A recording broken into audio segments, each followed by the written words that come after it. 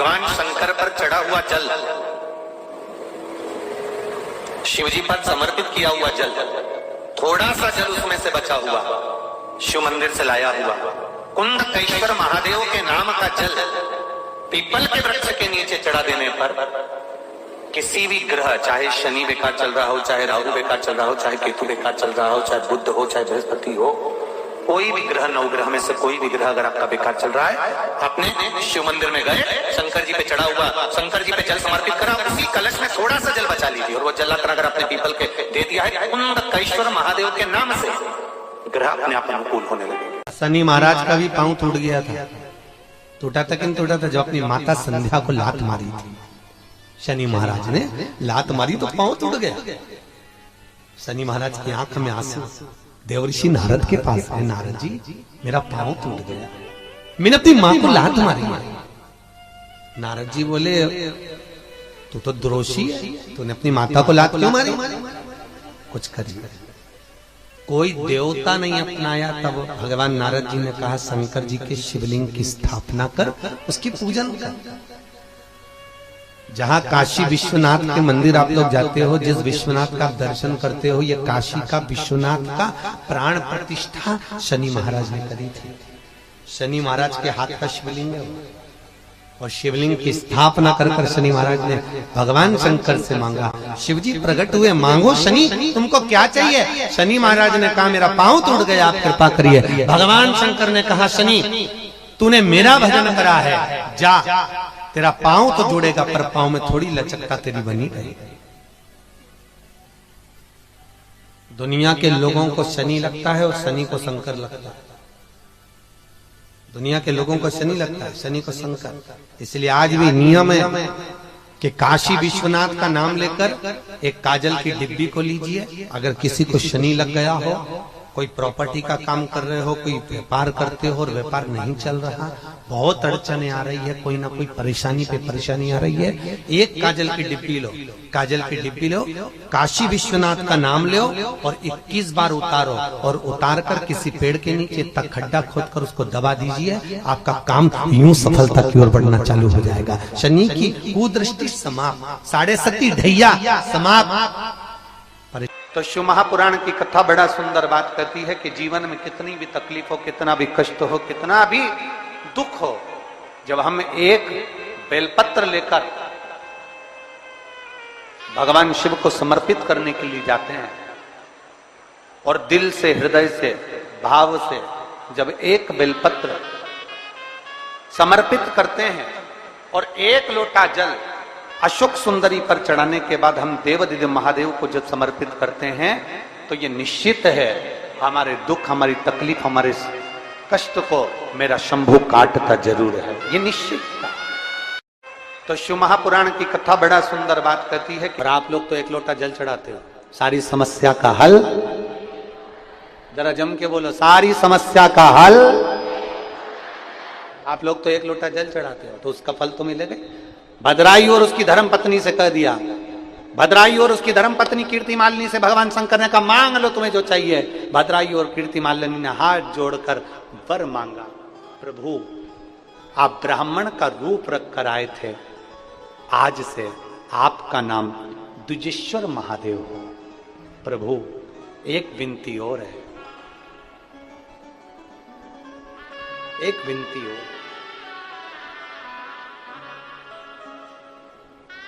आप हमारी परीक्षा लिए और उस परीक्षा में हमको पास कर दिया। मान लो अगर कोई भूलवश भी एक लोटा जल लेकर शिवालय में आ जाए और द्विजेश्वर महादेव का नाम लेकर अगर जल चढ़ाए तो उसको जिंदगी में कहीं अटकाना नहीं, उसको भी पास कर ही दे। परीक्षा परिवार की हो, परीक्षा घर की हो, परीक्षा समस्या की हो, परीक्षा कोई भी हो, अगर द्विजेश्वर महादेव का नाम लेकर एक लोटा जल जो देवादिदेव महादेव को समर्पित करता है, जिंदगी में कितना भी भारी दुख चल रहा है, आप 5 या 7 दिन रेगुलर लगातार प्रैक्टिकल करना चालू करो, भले आज से चालू कर दो। अगर बहुत भारी तकलीफ है, बहुत भारी दुख है, सामने खड़ा है कि ये तकलीफ बहुत भारी है, मिटी नहीं रही, आज से प्रैक्टिकल करना चालू करो। द्विजेश्वर महादेव का नाम लो, एक लोटा जल लो, शंकर भगवान को समझना जरा अच्छे से। जैसे ये शिवलिंग, ये जलाधारी, ये जलाधारी का भाग। द्विजेश्वर महादेव का नाम लेकर जो जल चढ़ाया जाता है वो यहां से चालू होता है, जहां से पानी बहकर नीचे जाता है ना, जहां से पानी बहकर नीचे जाता है तो यहां से जल चढ़ाना प्रारंभ होता है द्विजेश्वर महादेव का। द्विजेश्वर महादेव का जल यहां से चढ़ाते चढ़ाते चारों तरफ घुमाते हुए वापिस जलाधारी पर आता है, जहां से जल अपन बह रहा है उधर, फिर वापिस आता है और सामने जहां तुम खड़े हो, चाहे इधर खड़े हो, चाहे इधर खड़े हो, चाहे इधर खड़े हो, वो जल वापिस आकर फिर इसी तरह से धार पड़ती पड़ती शंकर के शिवलिंग पर जाती है और द्विजेश्वर महादेव से प्रार्थना करी जाती है। तो कैसी भी दुख की घड़ी हो, वो दुख की घड़ी टल ही जाती है, वो द्विजेश्वर महादेव। एक बार सभी लोग नाम का उच्चारण करेंगे, बोल द्विजेश्वर महादेव की। द्विजेश्वर महादेव के नाम का उच्चारण एक बार आप करिए, बोलो नाम द्विजेश्वर महादेव। अगर नाम समझ में नहीं आए तो शिव महापुराण की पोथी उठाना, गीता प्रेस गोरखपुर की शिव पुराण लेना, उसमें द्विजेश्वर महादेव की पूरी कथा मिल जाएगी। द्विजेश्वर महादेव के नाम का उच्चारण कर,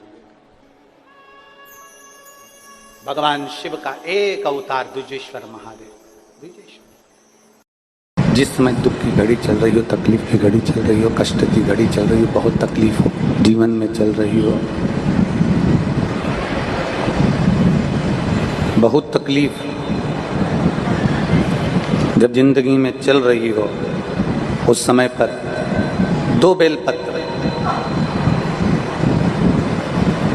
और 2 पुष्प,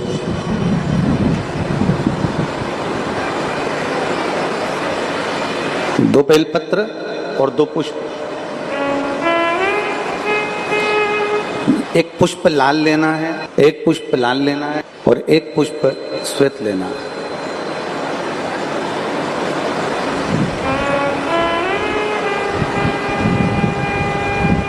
जो लाल पुष्प वाला बेलपत्र है उसको अशोक सुंदरी वाली जगह पर समर्पित करना है।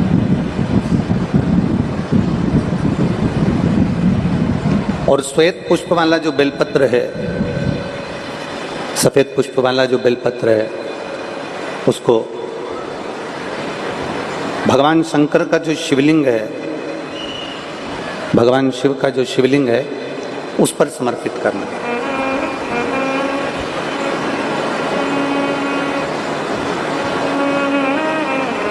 एक जो लाल बेलपत्र, लाल पुष्प का जो बेलपत्र है, लाल पुष्प वाला जो बेलपत्र है,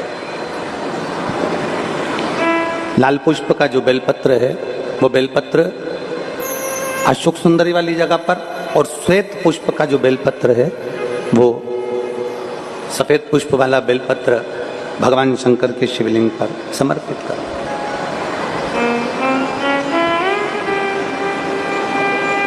अपने दिल की कामना अपने मन से बाबा से प्रार्थना करो, अपने हृदय से भगवान शिव को कहो और दिल से देवादिदेव महादेव को कह कर आओ, दिल से, हृदय से।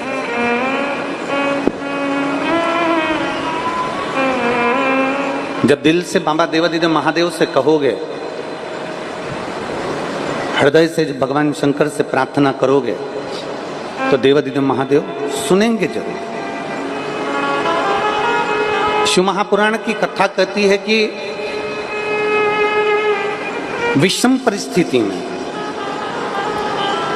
तकलीफ की घड़ी में, विषम परिस्थिति में, तकलीफ की घड़ी में, कष्ट की घड़ी में, विषम परिस्थिति में प्रयास करो कि हम शंकर और पार्वती, शिव और पार्वती को पुकारें।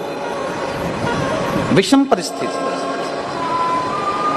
हम भगवान शंकर और पार्वती जी का स्मरण करें। विषम परिस्थिति में हम देवादिदेव महादेव और माता पार्वती का स्मरण करें। कई लोग कहते हैं कि गुरुजी हम शिव जी को जल चढ़ाते हैं और देवादिदेव महादेव को जल चढ़ाते हैं, तो क्या पार्वती जी को भी जल चढ़ाने जाना पड़ेगा? पार्वती जी को भी जल चढ़ाने के लिए जाना है। शिव महापुराण की कथा कहती है, आप अगर हृदय रखकर जरा ध्यान देंगे, जैसे ये शिवलिंग है, ये जलाधारी है, और अगर आप हृदय रखकर जब हम देवादिदेव महादेव को जल चढ़ाते हैं, शंकर जी को जल चढ़ाते हैं, और वहीं जल चढ़ाते चढ़ाते आप अशोक सुंदरी वाली जगह अर्थात माता पार्वती जी का हस्तकमल और अशोक सुंदरी वाली जगह पर भी अपने जल को थोड़ी सी धार लगा देते हैं तो शंकर और पार्वती दोनों को ही वो जल समर्पित हो जाता है। वैसे तो शिव महापुराण की कथा ये कहती है कि केवल एक देवादिदेव महादेव को जल चढ़ा देने से, शिव महापुराण की कथा कहती है केवल एक देवादिदेव महादेव को जल समर्पित कर देने से 33 कोटि देवता, चाहे फिर उसमें गणेश जी हों, कार्तिकेय जी हों, जगदम्बा अम्बा हो, चाहे नवग्रह देवता हो, चाहे पंचलोकपाल हो, षोडश मातृका हो, 64 योगनियां हो, सारे देवी देवता उस शंकर भगवान के शिवलिंग में विराजमान हैं। तो शिव महापुराण की कथा कहती है जब हम एक लोटा जल, जैसे हमने दूसरे दिन की कथा में एक बात कही थी कि अपने पितृदेव, अपने कुल देव, अपने ग्राम देव, अपने स्थान देव, अपने नगर देव, किसी भी देवता का अगर हम स्मरण कर रहे हैं और हमको नहीं मालूम कि हमारा कुल देवता कौन है, हमें नहीं मालूम हमारी कुल देवी कौन है, हमें नहीं मालूम हमारे पितृ कौन है, हमें नहीं मालूम कि हमारे स्थान देवता कौन से हैं, हमें नहीं मालूम कि हमारे खेड़े के देवता कौन से हैं, तो शिव महापुराण की कथा कहती है एक लोटा जल जब हम देवादिदेव महादेव को समर्पित करते हैं तो सारे देवताओं को वो जल प्राप्त हो जाता है और सारे देवता मिलकर हमारा कल्याण कर देते हैं। एक नियम जो विश्वनाथ मुनि ने अपनी धर्म पत्नी को बताया है, 7 नदियों का जल, 7 सरोवर नहीं, 7 पवित्र नदियों का जल, हृदय की बात, एकांत 7 नदियों का जल रखकर 7 बेलपत्र के ऊपर 7 नदियों का जल, एक बेलपत्र ली, उसके ऊपर एक कटोरी में, एक बाटकी में, एक पात्र में एक नदी का जल, दूसरी बेलपत्र ली, दूसरी कटोरी में फिर जल, फिर तीसरी में बाबा की आराधना कर कर, शिव से विनती कर कर, भगवान शंकर के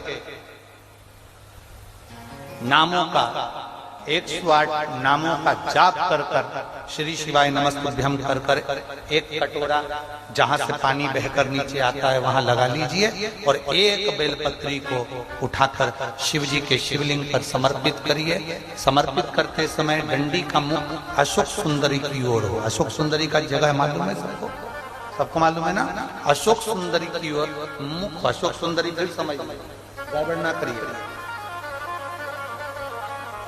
ये शिवलिंग जलाधारी, ये जल बह रहा है नीचे सामने से, स्थान गणेश जी का, कार्तिकेय जी का, बीच में एक मोटी सी लाइन होती है, वो अशोक सुंदरी का स्थान है। शंकर जी की 6 नंबर की लड़की अशोक सुंदरी।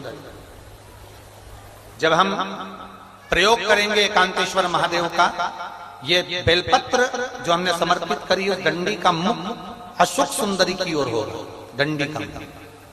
आप बैठे कहां पर हो जल चढ़ाते समय? शिव जी को जल कहां बैठकर चढ़ाया जाता है? जम के बोलो जरा। जहां से जल बहकर जा रहा है इसके ठीक विपरीत की ओर, ठीक विपरीत की ओर जल बहकर जा रहा है इधर, तो तुम बैठोगे इधर, इधर नहीं बैठोगे, इधर नहीं बैठोगे। जल इधर बह रहा है तो तुम इस साइड बैठोगे। यहाँ बैठकर फिर बेलपत्र को आप समर्पित करोगे। डंडी का मुख उधर होगा, पत्ती का मुख आपकी ओर होगा, और जो एक नदी का जल है वो समर्पित कर कर जो पात्र लगा है उसमें वो जल इकट्ठा होते चले जाएंगे। दूसरी बेलपत्र उठाना है, 108 बार शिव का नाम लेना है, फिर वापिस बेलपत्र श्री शिवाय नमस्तुभ्यम कर कर समर्पित करना है। डंडी का मुख अशोक सुंदरी की ओर होना। जब 6 बेलपत्र अशोक सुंदरी की ओर जाएगी, 7वें नंबर की जो बेलपत्र है उसका डंडी का मुख आपकी ओर होगा, और डंडी का मुख आपकी ओर होकर जल चढ़ाकर आप उस जल को झेल लेंगे।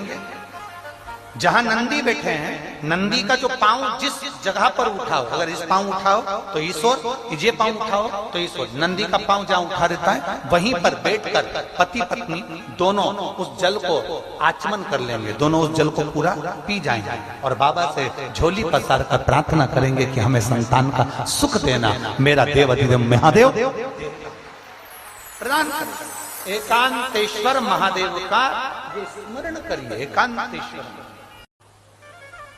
7 पवित्र नदियों का जल, उसमें से कावेरी, नर्मदा, गंगा, गोदावरी, सरस्वती,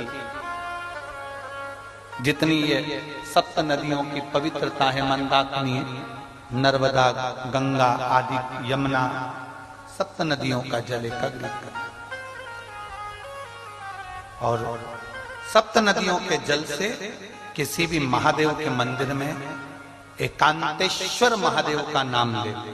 कौन से महादेव? हमने पहले कथा में कहा है, कई बार एकांतेश्वर महादेव की कथा भी कही है, सुनिए आप लोगों ने। एकांतेश्वर महादेव का हमने वर्णन किया है। जिस दिन तुम्हें लगे कि मेरा ये काम होना चाहिए, उस दिन एकांतेश्वर महादेव के पास जाकर बैठ।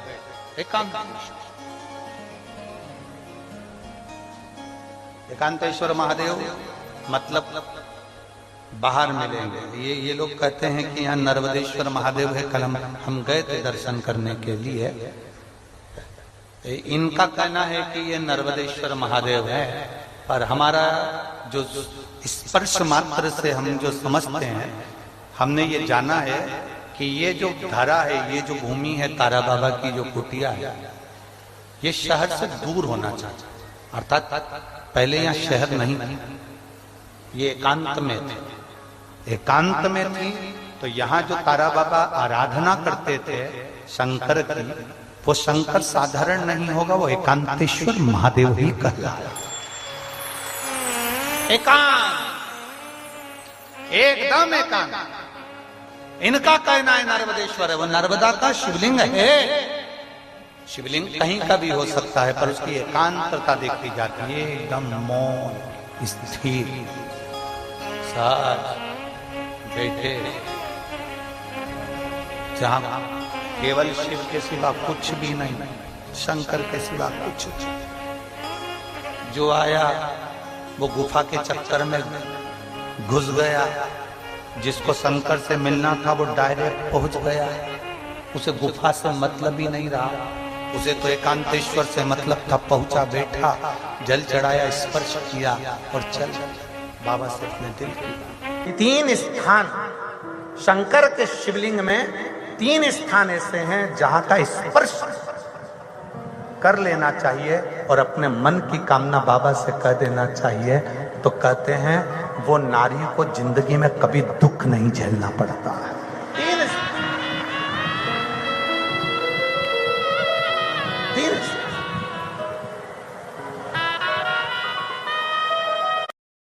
बड़े श्रेष्ठ भाव से समझिएगा जरा। ये शिवलिंग है, यह जलाधारी है, ये उसका जल जाने वाला। इधर कार्तिकेय, गणेश कार्तिकेय का स्थान, बीच में अशोक सुंदरी का स्थान, ये माता पार्वती जी का हस्त कमल, ये भगवान शंकर का शिवलिंग। शिवलिंग के ऊपर जो एक एक बूंद पानी टपकता है कलश में से, वो शंकर जी की 5 लड़कियां, जया, विषहरा, शामली बारी, दौतली, देव। 3 स्थान मेरी जीजियों के लिए, मेरी बेटियों के लिए, मेरी माताओं के लिए। पहला, भगवान शंकर का जल जहां से गिरता है उस स्थान पर अपने हस्त कमल को लगाना। दूसरा, जो माता का कटी भाग, माता का हाथ, जो माता का सुंदर हस्त कमल है, उस हस्त कमल पर स्पर्श करना। और तीसरा, जहां से जल बहता है उसके ठीक विपरीत भाग में, उसके ठीक विपरीत भाग में जो माता पार्वती जी का हस्त कमल है, जहां जल बहता है उसके ठीक विपरीत भाग में उस स्थान का स्पर्श करना। अगर ये 3 स्थान ऐसे हैं, आप माता के, आप शिव जी के मंदिर में जा रहे हैं, भगवान शंकर के मंदिर में जाकर जल चढ़ा रहे हैं, शिव की अर्चना कर रहे हैं, तो 3 स्थान पर मात्र स्पर्श मात्र कर लेने पर, अपनी कामना कह देने पर स्त्री को कभी जिंदगी में दुख नहीं झेलना पड़ता। और कितना भी, फिर एक प्रैक्टिकल, फिर एक प्रयास करो।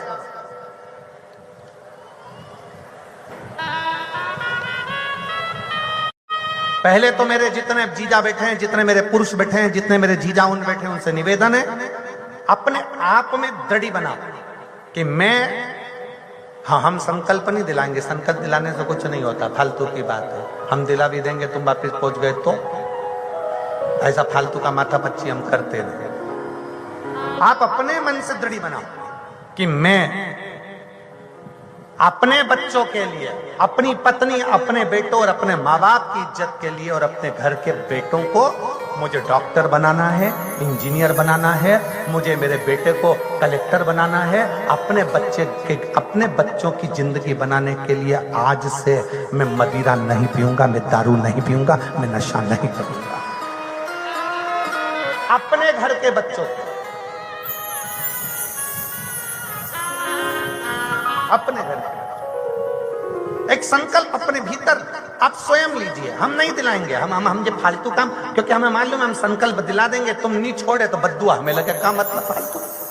में अगर किसी का तलाक हो रहा है, छूट रहा है, संबंध खत्म हो रहा है, तो आज भी महाराज श्री हरि और हर, इन दोनों का साझा कर यदि नंदी से लेकर भगवान शंकर के शिवलिंग तक, नंदी से लेकर भगवान शंकर के शिवलिंग तक एक मौली, जो लाल पीला धागा होता है ना, जिसको हाथ में बांधते हैं पूजन के टाइम पर, तो वो लच्छा, वो नाड़ा, वो मौली जो है, वो जो बांधने वाला है, नंदी का जो एक चरण खड़ा हुआ है, बाकी का चरण एक आगे का नीचे दबा हुआ है, पीछे का चरण भी दबा है, पर एक नंदी का चरण ऊपर है। उस चरण से लेकर भगवान शंकर के शिवलिंग तक